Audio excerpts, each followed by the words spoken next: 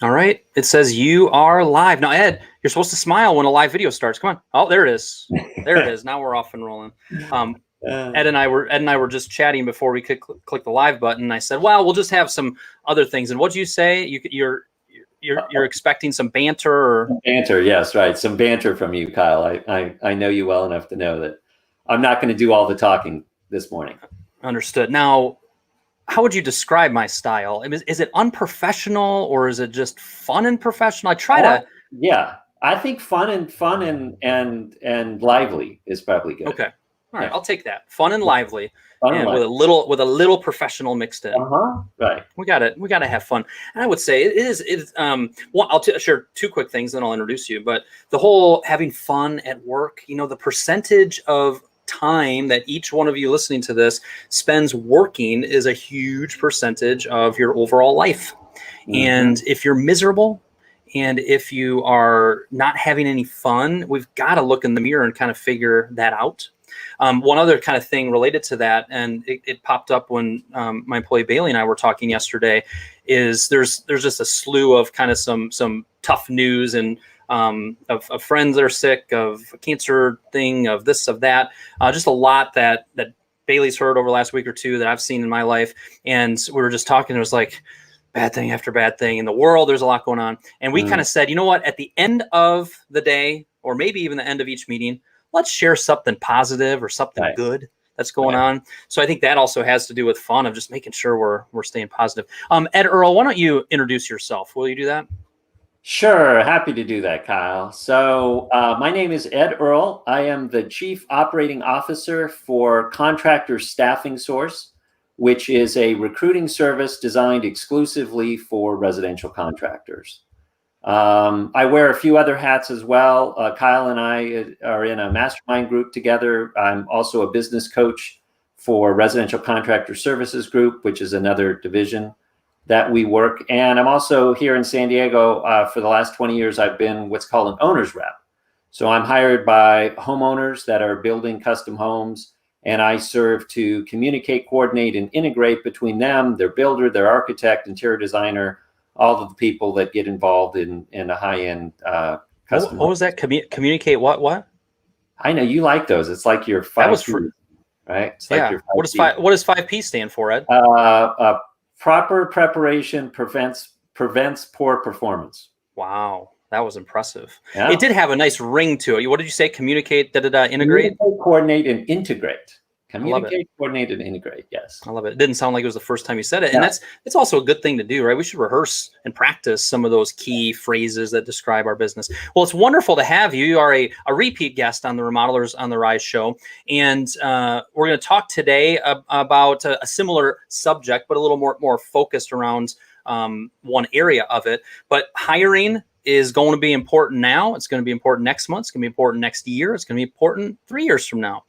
Our ability to recruit and retain talent around us in our business is a huge priority, is one of the most important hats, if you will, that everyone needs to be working towards, setting up systems towards, thinking about. And oftentimes it's one of those things that it's important, I got to get to it, but we don't think as strategically as we should about it. And the angle we're going at this topic today is 6 hiring myths that hold contractors, that hold remodelers back from success. I mean, everyone, first of all, loves a show that has a number at the start. So we got 6 of them, so we can count them down or count them up. And then we're talking about myths. Like, these are things that you have to kind of bust through. So we're going to start with the first one. And this myth, it says, only recruit when you need someone. Share your thoughts on that, Ed. Sure. Well, in one way that makes sense. I mean, why would you hire someone? Why would you recruit if you don't need someone? But, in our way of thinking and our advice to remodelers is that you should see your company like a football team. And I think when I was on last time, Kyle, we talked about this concept, right? So any professional sports team, they have their first string, second string, third string players. And because you never know when your first string player is going to go down, you've got to have that second string guy trained and ready to get in. So you really should be looking at that in the same way. And so don't wait until you need to hire someone. Don't wait until you're desperate to then go out and try to find someone, because The problem then is that you're going to rush the process, and you're probably going to settle for someone who's not necessarily your top candidate, but just because, you need someone to work on this new project you're starting next week, and you got to get someone in. We're a little more desperate. Yeah.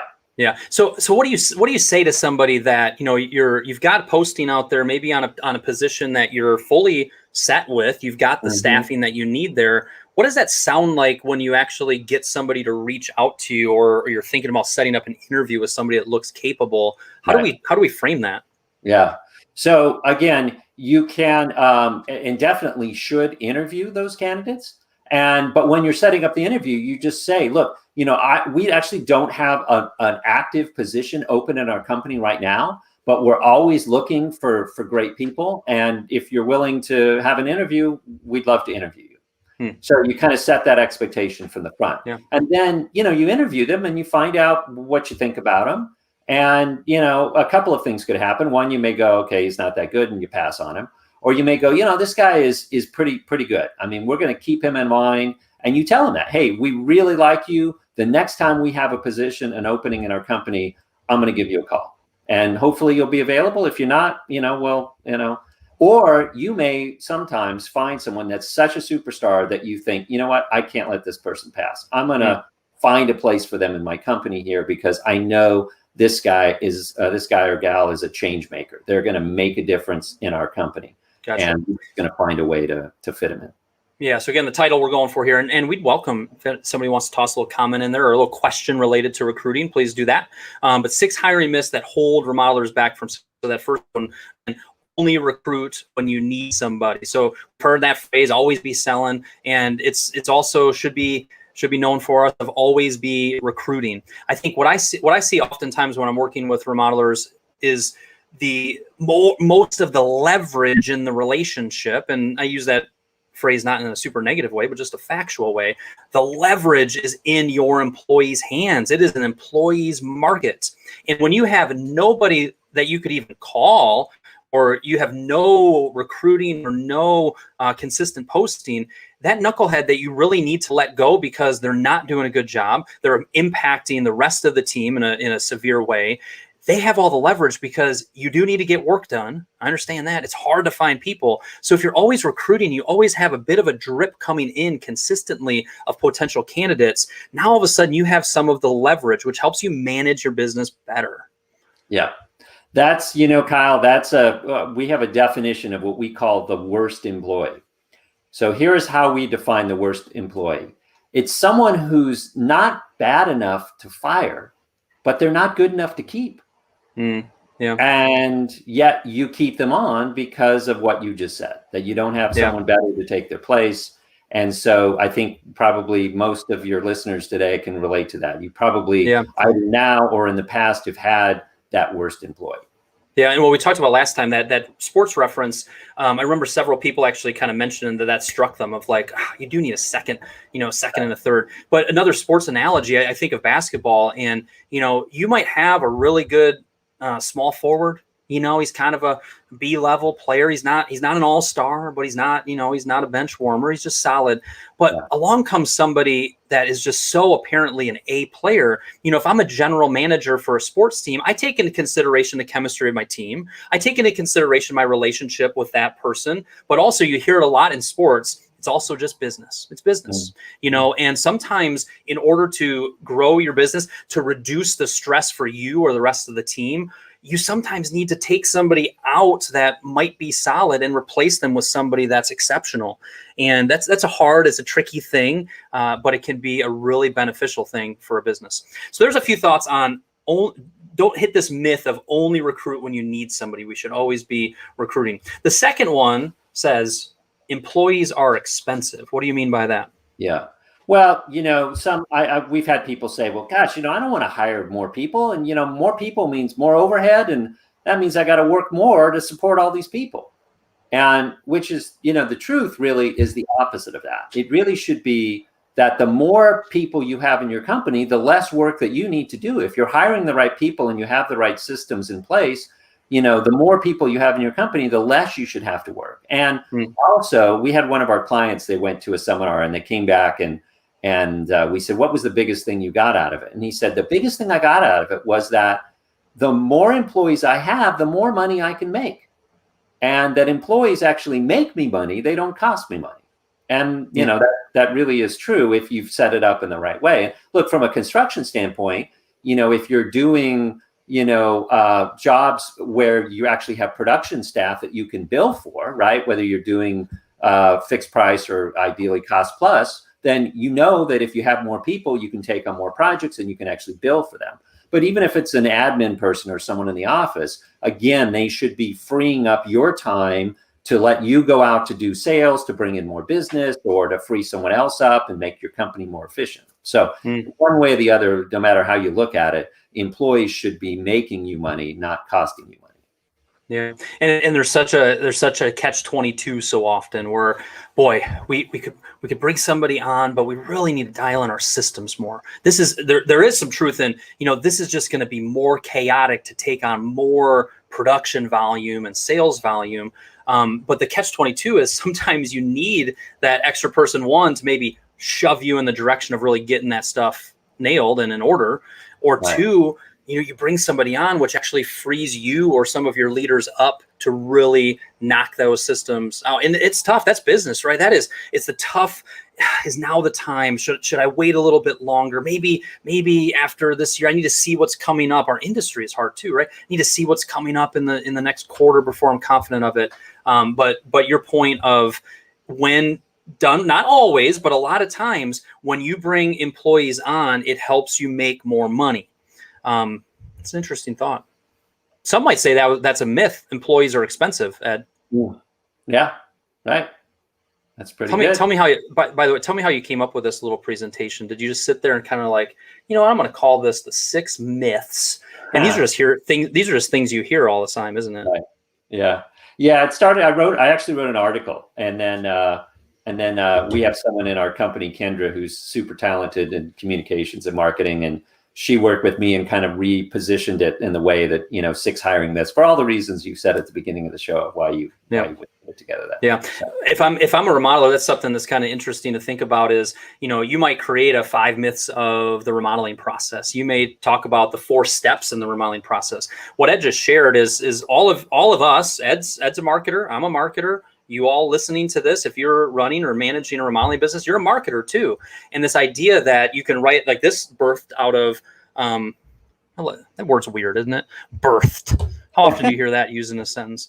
This idea birthed out of writing an article. And then it's like, wow, we can repurpose that. Let's create that into a webinar. Let's create that into something I can use as a framework for doing Kyle's show. You know, you could grab one of these and create a little piece of content. You know, so figure out for you, remodeler, what are our key phrases, key teaching, key explanations of the remodeling process, and create a piece of content around it. And then realize there's so many ways that you can use that. So maybe somebody just heard that and it might spark them or inspire them to put on their old marketing cap today. All right. Next one up on the 6 myths, it says number 3, which is my favorite number. We can do it ourselves. What does that mean? Right. So what that means is that, you know, so many times we see remodelers who go, oh yeah, okay, I need to hire someone. Yeah, we can do that. You know, let's go post an ad in Craigslist or, you know, on Indeed, and we'll get the candidates and we'll review them, and yeah, we can do it ourselves. And the fact of the matter is that recruiting is a very detailed and specialized process that really requires some expertise that most remodelers don't have.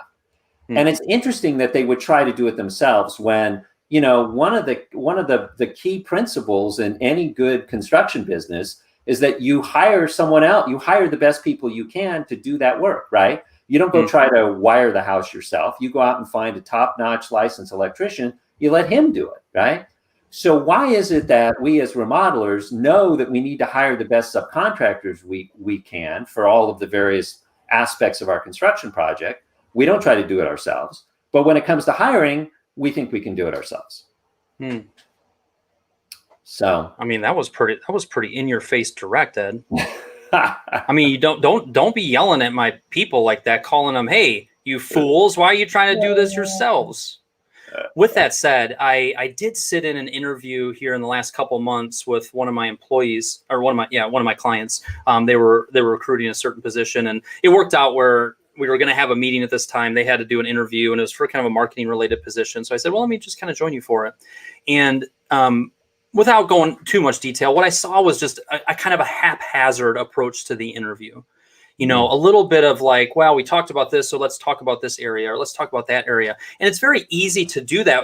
What I really saw was a process that didn't, interview that didn't have a process. Right. You know, it didn't have, these are the questions that we asked. These are the things that we really want to evaluate. This is how we're going to approach this. Because when we work so hard with the sales process, you know, we have an initial, you know, meeting, or we're explaining how we do design and project development with the client. We really strategize and design that. And what you're getting at there is, if you're going to do it yourselves, you better bring it. You better do some research. You better do some practicing, some rehearsing, have some structure to it. But also, sometimes it's just better to hire it out and have it done by the pros, you know, save you time, etc. I will click this. I do believe if you go to RYM, which stands for Remodeler Marketing, rym.contractorstaffingsource.com, you can learn about Ed's service and business. And I bet you if you end up signing up for that, I probably get a couple dollars. Is that how it works?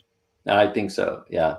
Take my family out for a nice dinner. What we've done too, Kyle. So, you know, our process, it's a 7-step process. I mean, it starts with writing a job ad that will even attract the right kind of candidates. Because in today's market, you know, it's a seller's market, right? There are more people looking to hire people than there are good available candidates. So you really have to attract those top candidates. And it starts with writing a job ad. But, you know, and it goes through the whole different steps. But one of the key ones is really assessing the candidates and finding out if they're going to work out or not. And that goes way beyond just looking at their experience on the resumes. And so we have an assessment test that's kind of like a combination of a DISC or a Myers-Briggs that's specifically designed to evaluate and assess candidates in the construction business. And if they go to the website that you just talked about, we'll actually give them a free assessment of themselves, which can also be enlightening to kind of see what your strengths and weaknesses are as the business owner. It gives you some self-awareness. Yeah. Mm-hmm. Yeah. Like if I took it, I'm like, well, I already know I'm handsome, whimsical, sometimes smart, but I probably learn a few other things. Yeah. Humble. We like to say that, you know, and it's a 45-minute test. You take it online, and it's one of those where it asks the same question in different ways to see how, you know, authentic it is and all that. And but we like to say by the end of it, you know, we will know more about you than your mother does, or at least as much. So interesting. Now, I was joking about the whole whimsical this or that, but if there was one word to describe me, Ed, what would you use? I'd say that you always have a great hat. You know, I think. Well, you just saw that on top. You just saw that. It says "Great Hat, Kyle." I'm guessing this is Chris Mosley, because this is a hat that he sent me, which is a very nice hat. It's a little bit of a warmer hat. It's a little thicker, but fall is starting to arrive here in Michigan, and I had a black shirt on, a blue hat, and I'm like, that doesn't match. I grabbed off the old list, off the old pile of hats, Chris's hat. By the way, you can go to Ed's little link here, and that would be wonderful. But also, if you don't want to do that, at least go to my website, find my address, and mail me some swag, because I love to get some swag. Okay. It's really why I do this whole show, is to try to get some more free stuff. Okay. 6 myths related to hiring and recruiting. Number 4, you must recruit from within the construction industry. Right. So, and again, at first blush, that might make sense, right? I mean, geez, you're in construction, you want someone that has the construction experience. But we have found, particularly, you know, since the pandemic, we have found a lot of great candidates that don't have construction experience.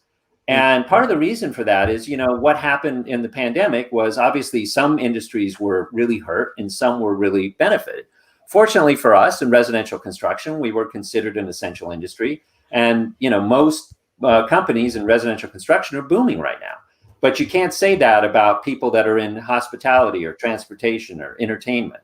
And so we have found people that have, you know, for example, we have I was about to say, give me an example. Yeah, and here you go. I'll give you an example. So, who's had not many people have been able to have a wedding in the last 18 months. So we found a wedding planner who had been unemployed for 18 months. She was tired. She was like, look, I'm going to get out of my industry because I'm tired of planning weddings and I want to do something different. Well, we actually hired her to be a selections coordinator for one of our clients. So if you think about it, she went from, working with stressed out couples who were trying to pick the right flavor of their cake and the right color of their tablecloths and the right band, to helping stressed out clients pick the right, backsplash for their right tile for their backsplash or the right countertop for their kitchens. It was a perfect and seamless transition. And she had no construction experience, but she was perfect in that role. So yeah, what do you think? What advice would you give? I had one just here recently that was kind of a quirky one like that, where they had a posting up and they generated kind of a resume and some interest from somebody, and it was just like, boy, it doesn't look like they have experience in this, but I see a couple things I'm interested in. Is it just one of those, let's invest a little bit of time and dig into this? What would you say is like a next step that doesn't suck, a lot of time up, but what would you say in that situation? Yeah. Well, again, the first thing is that you have to write the ad in the right way to even attract those kinds of people. So, if you're not saying, no construction experience or what, the way we write our job ads is it's more about just defining kind of what the talents and skills and abilities are. You hire based on that talent, skills, aptitude, ability, not on experience, because you can train someone and teach them what they need to know. You can't teach someone, attitude and aptitude and willingness to do things the right way or to know how to manage a project. So, and that's where it really starts with that. And then once you find someone along that way, then, if you're using us, we run the assessments, we have an initial screening, and we've got enough experience now. We've worked with 58 different contractors right now nationwide that are using our recruiting service. So we've got a lot of experience in being able to identify good potential candidates that don't have construction experience and their potential to be able to fill that role. Yeah. What my big takeaway from this fourth one here is just think outside the box. One, it's already hard to find people that have direct experience, but we all like to say it of like, well, I can hire for the attitude and the cultural fit, and we give that a little lip service, but maybe lean that way even more is one of the things I just heard. I mean, the wedding coordinator and the selections coordinator, it just makes all the sense in the world. We're talking deadlines. We're talking how do we manage people who are stressed out, who need to finalize things? How do we elegantly lead somebody towards a direction we really want them to go and make it think that it's their idea? So there's so much that seems like a perfect fit there. So keep thinking outside the box on hires and on recruiting. The fifth one in the 6 myths is hire fast and fire slow. Right. Do people say that? I thought it was the other way around. Well, that's exactly right, and that's the way it's supposed to be, right? Right? Fire fast and hire slow. But the reality is, especially in a tight labor market like right now, people end up doing the reverse. It goes back to what I said with the first myth, which is, if you're so desperate that you need someone and you haven't been interviewing people and building your bench, then you're going to hire faster than you probably should. And you're going to probably end up hiring someone that's not that good. And then you end up, bringing this person on, keeping this person on when you really shouldn't. And, there's more of the cost to your company than just that person not performing.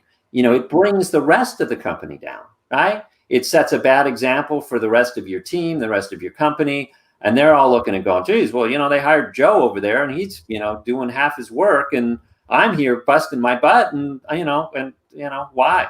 So it's a real morale killer when you hire someone too quickly, bring them on, and then fire slow, right? You don't let those people go when you should. And again, it's sometimes out of desperation and people feel like, wow, I can't find someone else, so I'm just going to tolerate, again, that worst employee that we talked about. And you end up also in a situation, what we call it, raises by blackmail, right? Where literally, someone, goes and asks you for a raise because they know that you can't find someone else to take their place. And so you end up having to pay these guys more than they're worth. And especially right now.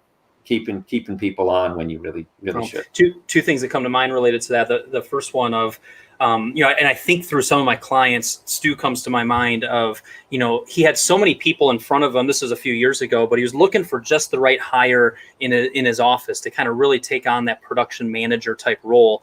And I remember us talking about a few different candidates he had, and he's just like, it just doesn't feel like the right one. I'm going to pass on and I'm going to keep going. Yet he's desperate for needing it. He's working his face off. But as I look back on it, there's great wisdom in that of going, I need somebody yesterday. But when it's not right, you got to have the faith and the patience and the trust to know that someone else is going to come along. It's a very hard thing to do, but I've seen that in a variety of aspects of, that hiring slow, give that actual some depth to it, because everybody knows that's smart. Everybody knows that you got to be really lucky to find somebody really quickly that's the right one. Patience, wait for the right person. And the other thing that comes to mind is just a reminder for all of us that a successful remodeling company, a company that reduces your stress and workload, and you can truly hand things off and delegate as an owner, a remodeling company that's just really clicking and it's smooth and the operation is going well. It is 97%, and I'm making up this stat. 54% of all statistics are made up, but I'm making up this one. It's 97% the team. It is not a coincidence that my most successful clients have the best teams. It is very rare that I find a really not successful remodeler with an incredible team around them. So if you're sitting there going, man, how do I get to the next level? How do I get, continue to improve my business? What are those people doing that he just is really able to step back from his business? It's the team.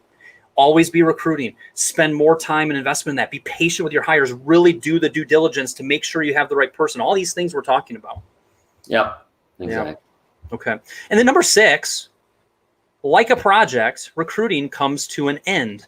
I feel like we started this by saying we should always be recruiting. You threw me a curveball here. Yeah. Well, again, this is a myth, right? But it is something that people believe. And we've realized that what we try to explain, like why, try to figure out why people stop recruiting. And we felt like, well, you know what? Everything in a remodeler's business is a project, right? So you start the project, you do the planning, you do the design, then you build the project, and then the project comes to an end, you do your warranty, and boom, you're done.